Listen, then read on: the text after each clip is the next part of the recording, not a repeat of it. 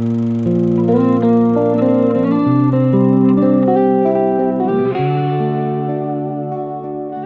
everybody, and welcome to episode 67 of Behind the Camera with AndyGames, the podcast where we shine a light on the storytellers, the creatives, and the voices behind the camera. We are back with another special edition of Behind the Camera with AndyGames, and my guest today is the creative force behind one of the defining hits of the 2000s. His band is about to kick off the UK leg of their 25th anniversary tour, celebrating their self-titled debut album. I had the pleasure of sitting down to discuss all of this and more with none other than Brendan B. Brown, founder, frontman, and the voice of Wheatus. For more special edition episodes like this one, don't forget to drop a follow. Now, here's the interview. Brendan, welcome to Behind the Camera with AndyGames. It's an absolute pleasure to have you on the show tonight. How are we doing? Excellent. Just got off of a live stream with Bowling for Soup's own Jarrett Reddick. Phenomenal. And he's a lovely chap to talk to. He's a good friend of mine for many years now, so it's nice to catch up with him. And I'm just plugging in my laptop because I had to disconnect it and make sure that it's gonna stay on during the whole entire thing. So I'm pretty good. I spent the morning sanding down one of my guitars to prepare it for something we have to do in Las Vegas, and we're flying directly from Las Vegas on the 18th or 19th straight into Dublin to begin the tour. So it's all sort of happening. Yeah, absolutely. And obviously it's been an incredibly busy year for you guys on the whole with the 25th anniversary tour of the self-titled album. How does that feel going back from 25 years ago, the album being self-produced in your mother's basement, to celebrating that 25 years on?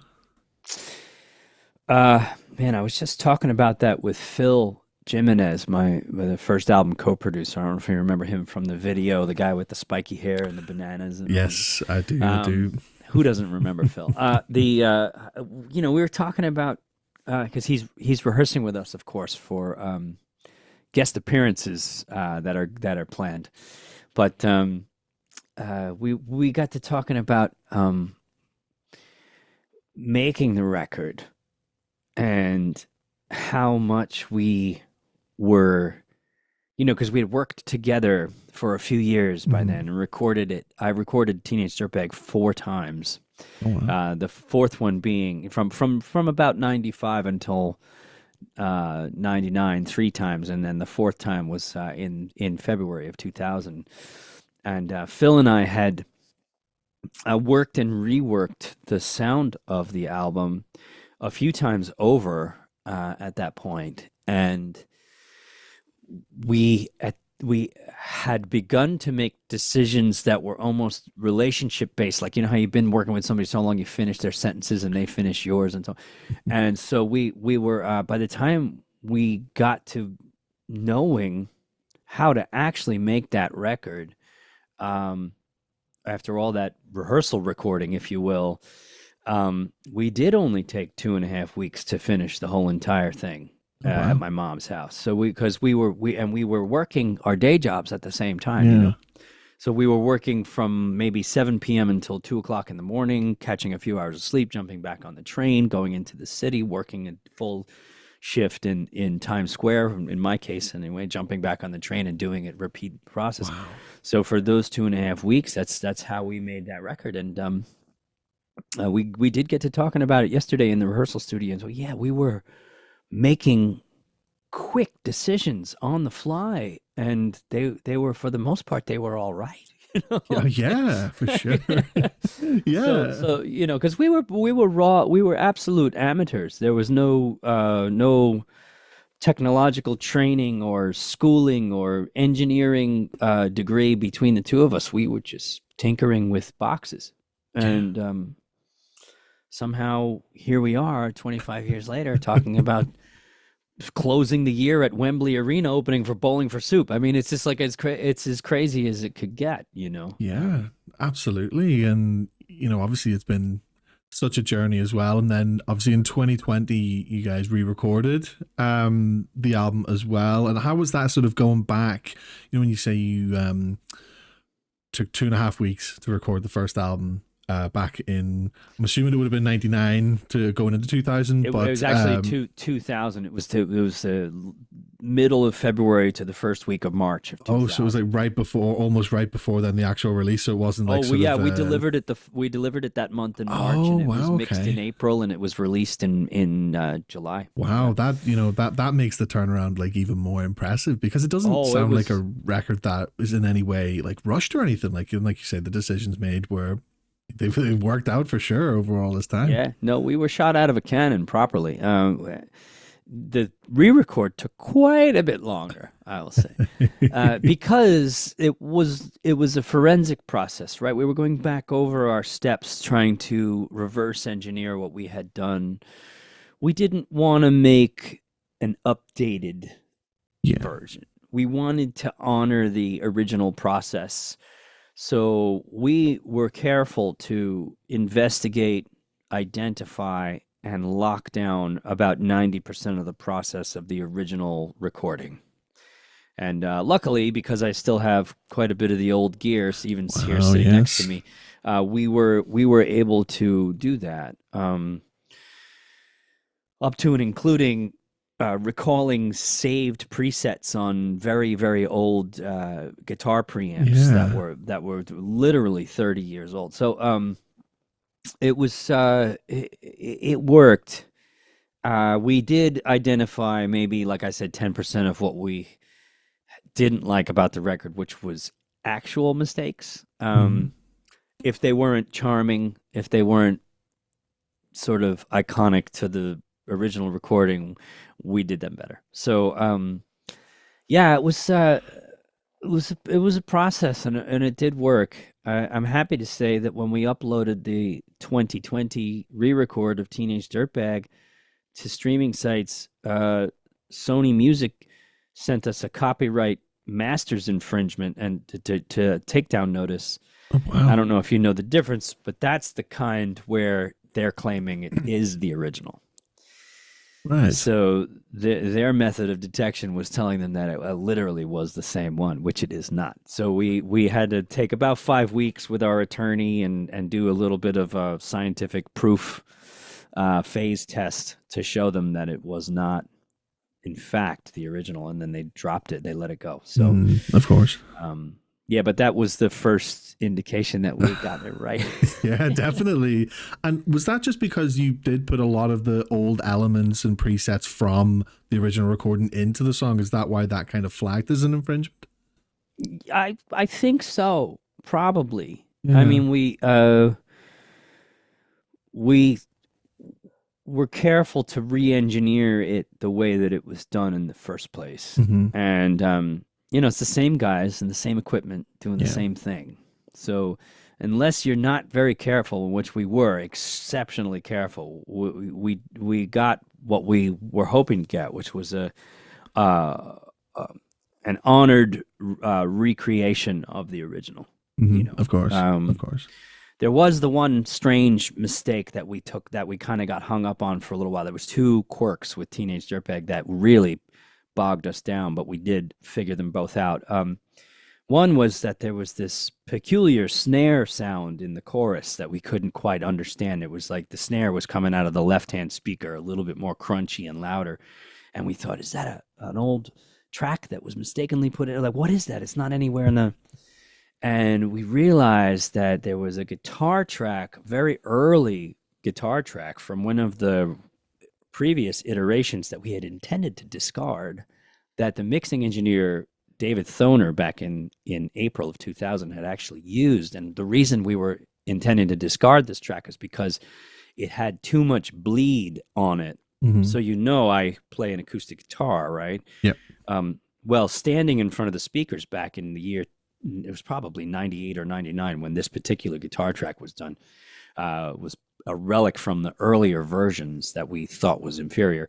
I was standing in the studio with my acoustic guitar, and the snare drum was so loud, and it was a snare drum that we hadn't, that didn't make the record. So it was this peculiar, sharp, sampled hip hop snare drum that was just punching right into my guitar through the speakers. And of course, an acoustic guitar is much more lively if you plugged it into all this distortion stuff that I use. So this old sort of hip hop 808 snare drum was being recorded through the Mhm. distortion of my guitar, and it was popping in the chorus. And so we found the original snare drum sample from a sample-free library that we had used back then, and we stood in the studio today and cranked it up and just held the guitar up and re-recorded that mistake, and we've got the snare drum sound right for the chorus. And then the other thing was the the little blip blip blip, those three notes that in the verse of Teenage Dirtbag. Yes, He I know what rings you my mean. bell. Blip, blip, blip. That was that those sounds were from the original Bell telephone dialing tones. Oh, Boop right. boop boop boop. Right. So Yes. and we had forgotten that was something that we did, and when we had to recreate the what's called dual tone frequency modulation, so DT FM, um, or multiple frequency, dual tone multiple frequency. Um, we had to stack these strange sounds against each other, and Yeah. Brandy, our keyboard player, took him 9 days to figure out the right harmony to make that blub blub blub happen. And when we finally got that, then we knew we had all of the unique to original tones. Yeah. That's incredible. Like just the amount of depth and the amount of layers that have just kind of come from the old record, from the old presets going into the re-record. Like I feel like that's not something that a lot of people would really kind of realize or appreciate whenever they're kind of re-listening, especially, all these like things that, you've mentioned, they are things that are incredibly um obvious on the recordings that you hear, but just what kind of went into it and why they're there, like that is so fascinating. That is incredible.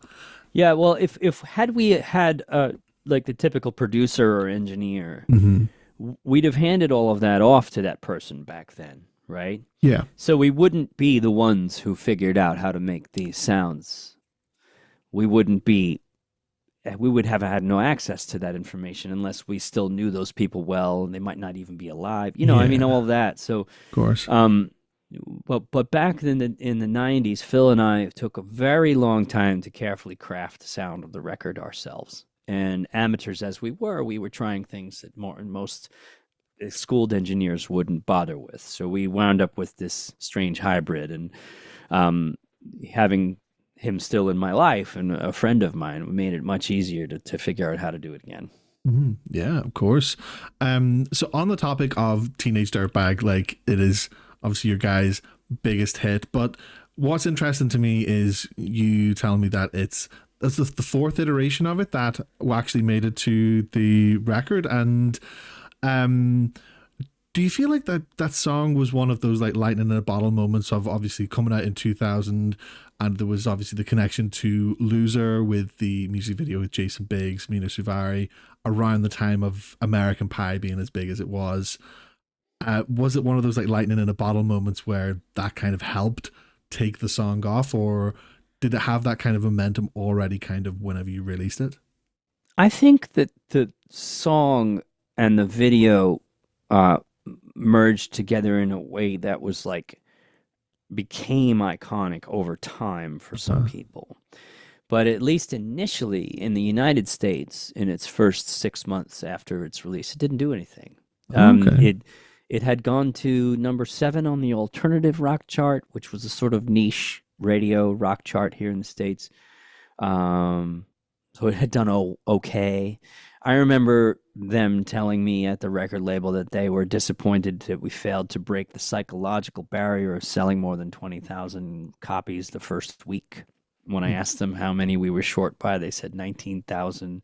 We sold 19,248 or something like that. Oh, I think we were 800 something copies short of the goal. Um, but I think that that video, once YouTube wasn't around until 4 years after the video had been yeah. released. So from 2002, 3, 4, the only place you could see that video really was in the middle of the night on Kerrang Yeah. or some such. Kerrang or MTV or something like that. Yeah. I knew that's how that was my first ever experience seeing the video. So I remember Sure. I had the cassette tape of the single way back in the day. Yeah. Yeah, that was the little window there where it was just kind of floating around, but not tethered to anything, Mm. except for the hearts and minds of people who already believed in it, right? Which is demographically speaking, a handful of people in the United Kingdom and Europe, right? Yeah. Um, and then it had a slow start on the internet when things did come online, when MySpace and YouTube came around, and the Apple iTunes, Yeah. uh, didn't really catch until maybe 10 years later when One Direction covered it. No way, And really. yeah, so don't get me wrong. It had a few moments. It was licensed for a really cool HBO series about the Gulf War Hmm. called Generation Kill, um, and a couple of other interesting um, moments that it had through that period of time. Chris Carrabba from Dashboard Confessional was covering it, and some of those Yeah. videos from the early 2000s, mid 2000s of him doing that song are pretty special. But it wasn't until 2013 when One Direction did it that things really kind of kicked off again, and it started over. And it has had a series since then of sort of viral moments. Yeah. Um, yeah, and we're so lucky that that's happened. That's incredible to me because it's for me personally, maybe it's just sort of the age I am and the age I'm from, where I've known that song sort of almost as long as it's been out, and for me, I would have always assumed it was an instant classic, and it's just stood the test of time for that long. But I guess that probably shows the difference between the sort of the average listener versus the person who is like, behind the microphone, who has kind of looking at all the demographics, all the figures and everything like that, who knows how well it is doing exactly like that. That's incredible to me. I never would have thought that it was so long after that it Well, was really the big takeoff. I think you're right. I think that at least for, I would say, close to its first 10 years, it enjoyed a sort of cult status with people Yeah. like yourself, who for whom it was generational sort of focus point and memory, and you were there when it was out, when it came out. It was one of your first records or whatever that you got into.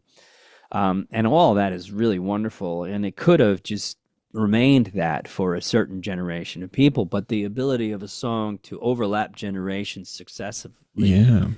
is a totally different matter. And um, I can't pretend to understand how or why that happens, because lots of stuff gets licensed for television, lots of stuff gets covered by big bands. It doesn't necessarily solidify a tune as um, one of those that continues to do something and can come back over and over again. And I again cannot even begin to understand or pretend to understand how or why that sort of stuff happens. It's just magic to me. Yeah, I don't know. Yeah, because it is interesting, especially, when you mentioned the sort of like generational connection there, because with One Direction covering it, that sort of has brought the song back to you guys, particularly as a band, where that doesn't necessarily always happen. Sometimes you'll see like a sort of newer, younger band covering a song like Teenage Dirtbag, and then in some cases that then becomes tied to them as the band covering it sometimes. Sure. I remember that kind of happened a little bit with us with A Little Respect. Yeah, Um, yeah. and I remember, telling younger kids at our shows back in 2001 and 2002, no, no, no, this is this incredible band called Erasure. You've got to get their records, like really kind of preach the gospel of Erasure to these kids, and being quite shocked that they didn't know that it was a cover, that sort of Yeah. thing. And by and large, people did. Obviously, the press understood that, and the larger UK and European music communities understood that, but the 14-year-old kids coming to our shows thought it was one of ours, and I was like, "Oh, you got to check out this band. You don't know what you're talking about." And it was I guess that could have been a thing for us with Teenage Dirtbag. Although Teenage Dirtbag is I've always thought a more peculiar song than other typical singles. It's 4 minutes and 20 seconds long. It's down tempo, sort of laconic beat. The narrative evolves into a twist on the third act, sort of thing. Which you don't typically have in a pop song. It's just more pop hits tend to be more "don't bore us, get to the chorus" kind of thing. So when I wrote it and finished it, I thought it was pretty much certain to be excluded from any sort of single status. Yeah, because it's interesting because if you were to listen to the self-titled album, not having ever heard it before, to me, Teenage Dirtbag would be the standout tune just because of how different it is in comparison to the rest of the album, and taking its sort of status and from its cult status to sort of global renowned status aside, it is just a very different track. And so what is interesting to me is, as we mentioned before, about you had recorded it a few times before. How come it was particularly Teenage Dirtbag and not any of the other tracks on the album? Well, we did. Quite a bit of the record was recorded at least 3 times. Oh, okay. The simple fact of the matter was that we were dealing with having to work day jobs, and having very limited time and resources to complete things. And early on during the shows, the shows we played in clubs in New York, we went from being you invite your friends and family band to a line around the block of people we didn't know very quickly, and those people were singing the lyrics to Teenage Dirtbag. Yeah. So it was clear that to us, at least live, without a record, that there was something about that song that appealed to the sort of story, identity, narrative. So it kept reasserting itself as a centerpiece, and as a result, inadvertently became the sort of recording process standard for the album. And it did receive the most development and the most care in terms of bringing it to exist. Mostly because I thought, even though I had disqualified it in my own head as a single, it felt more flagship in terms of the tonality of the band, right? What kind of a band were we? Well, we would have some verses that sounded a little bit like they could have been in the Paul Simon or James Taylor album, or maybe Ani DeFranco, and then we would have possibly these choruses that burst open into full-blown sort of Metallica guitars or Dinosaur Jr. Rush guitars or something, and then the vocal would be me finding a unique space up in the high tenor area, maybe some Prince or AC/DC or Rush influence on the vocal. And that stew was difficult to explain to an engineer, so we wound up working on it alone, because had I walked into a studio in 96 or 97 and said, we want it to sound like Prince and Metallica, they would have said, get the fuck out of here. That's not a thing, kid, So one of the reasons we picked Teenage Dirtbag as the sort of flagship of that process, with that hybrid process, was because it seemed like it was calling for those things. That mix of production aesthetic. So it really just kind of sounds like with Teenage Dirtbag, it was just meant to be from the start. That's what it kind of sounds like, Yeah, I mean, the song kind of was made and then went and did its thing. Yeah, and how would you describe your relationship with the song, sort of compared to when you were writing the song and everything? Sort of why were there inspirations behind it compared to your relationship now, 25 years on, still celebrating it? I love the song. I love performing it live. It's a challenging song to do properly, so we have to rehearse it right. We have to work on it. Every time we hire a drummer, it's the one that they take the longest to figure out, primarily because it was beat scienced on a drum machine from 1995 until 1999, and then a drummer performed that drum machine aesthetic. So that's a kind of weird process. It's got some strange DNA in the beat that takes a rock and roll drummer a little longer to figure out. I feel as though as an identity song, it's very much a part of me, and it's out there in the world, sort of as a satellite of my own existence in a positive way. And is one of the crazy things that keeps happening is it comes back to me unrecognizable in the most satisfying sense of the word, because you have these other people taking it and making it their own, or finding themselves in it if they're just fans of the song and coming and telling you, a new and interesting story about why it appeals to them, that you hadn't even considered to be a possibility. So it's great. It's like the ambassador of our entire desire to do this as a profession, and in the dreams of your youth and all that stuff. It really ties the room together, and it's one of those tunes that we get to play in a big room every once in a while, and really see it fill up the space, because it can do that.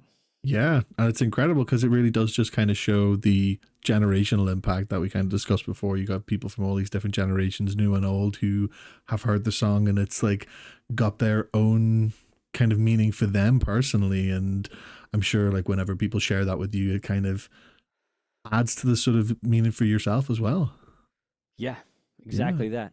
You know, and speaking of getting to perform that song in a big room, we mentioned that you're rounding off your upcoming UK tour with Wembley Arena with Bowling for Soup and Punk Rock Factory, which is one hell of a show. Not to mention the venue itself being a huge show, possibly one of the biggest for all of the bands involved, and just the lineup itself is just absolutely incredible. How did this lineup in this show particularly come to be?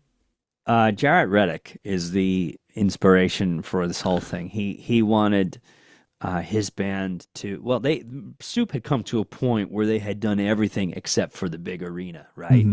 The big arena being the holiest of holies, the Wembley. So I think that they just reached a point in their career where it made sense from a numbers standpoint. And they said, okay, but we're not going to do what other bands do when they go to an arena and do their big, ludicrous party thing. It's not going to be an evening of, guests and all this stuff. They're going to do their show. And in that spirit, they brought us, a band that they've been on tour before, and Punk Rock Factory, who encapsulate almost everything about the Bowling for Soup ethos in terms of driving, rock music into funner and bigger spaces, which is I kind of think what Bowling for Soup does.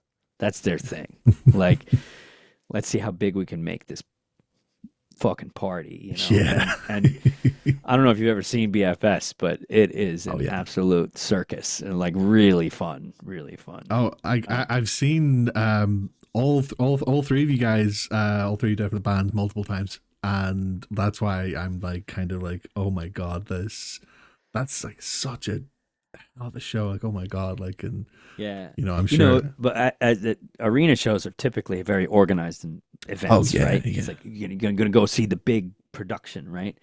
Bowling for Soup can do anything on the drop of a hat, right? There's no predictability to. I mean, their show is just you better be ready for something to go on that they weren't even thinking of 10 seconds before it happened. So, and we have the same. We've been doing all request shows for the last 15 years. Yeah.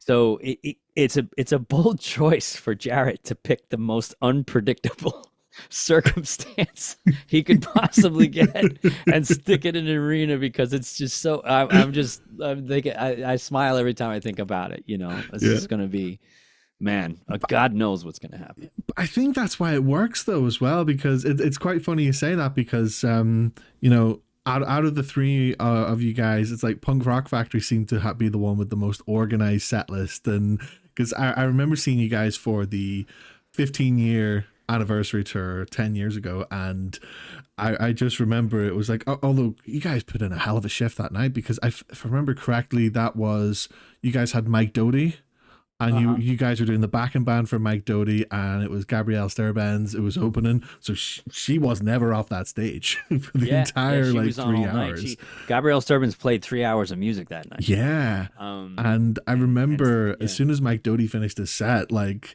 you guys were just like, fuck it, yeah, let's start ours now. And it was, what do you guys want to hear? And it was like off from the crowd, and it was just like, that is the most fun I have ever seen. Like I looked at it and I was like, how much fun is that for a band to just be like, you guys know what we're here for, you guys know what we're going to play, tell us what you want to hear like now, and then we'll go on to each one. Like, and is that something that you guys kind of eventually just said, well, this is the album we're touring, we're going to play it all, just leave Teenage Dirtbag to last? And is that, what was the sort of behind that? I have never been a fan of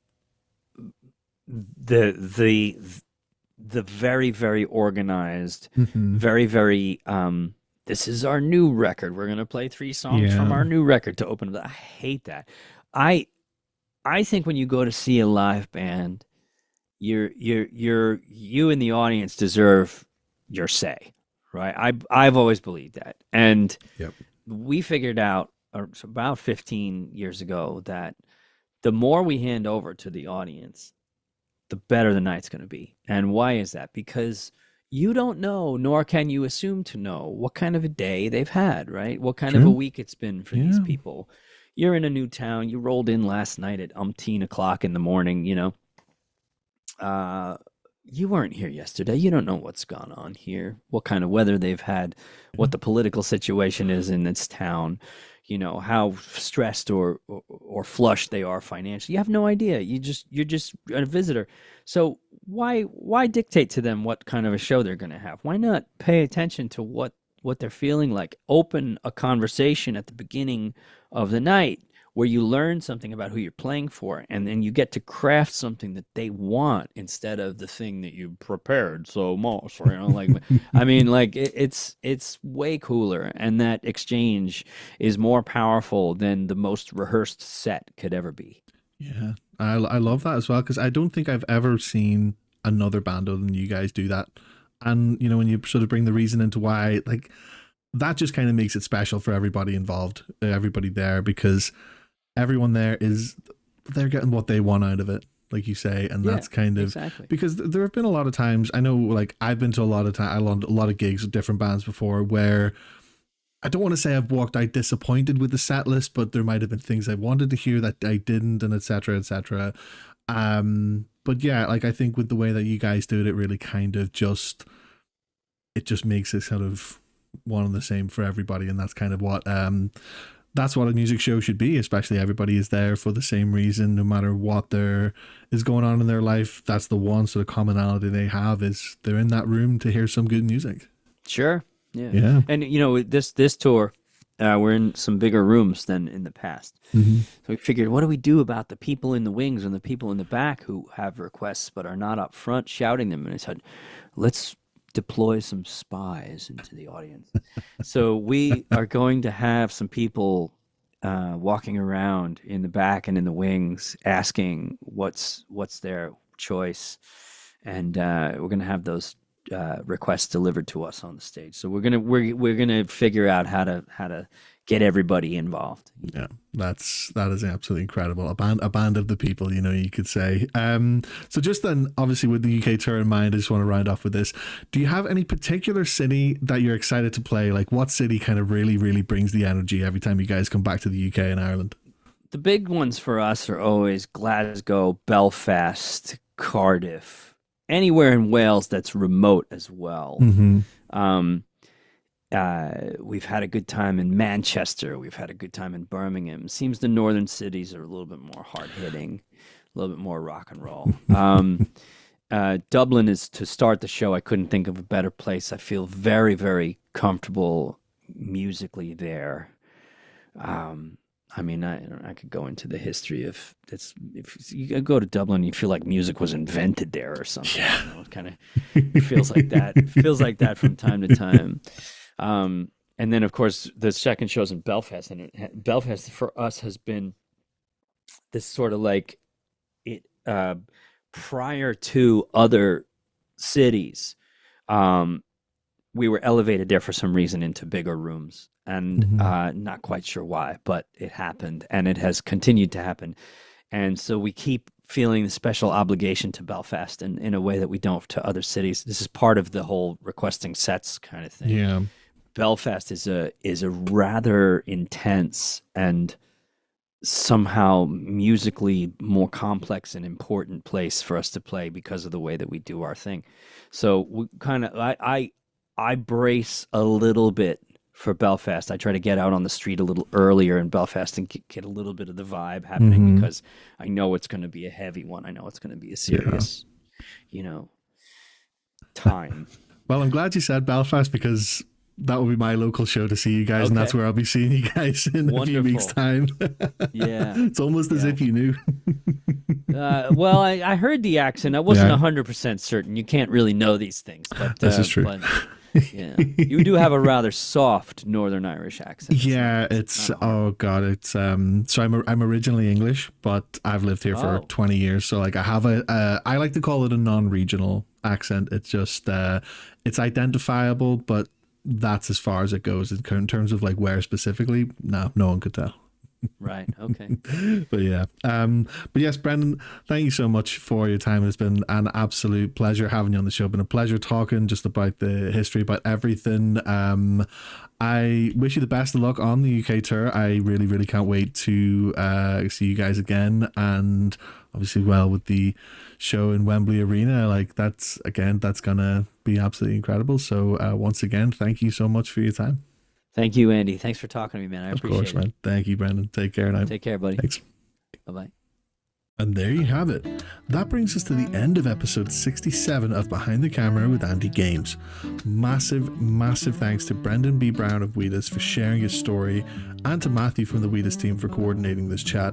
Opportunities like this truly mean the world, and I'm honestly so grateful to be able to share it with all of you here. For more special edition episodes like this one, don't forget to follow Behind the Camera with AndyGames. Until next time, take care, stay creative, and I'll see you soon.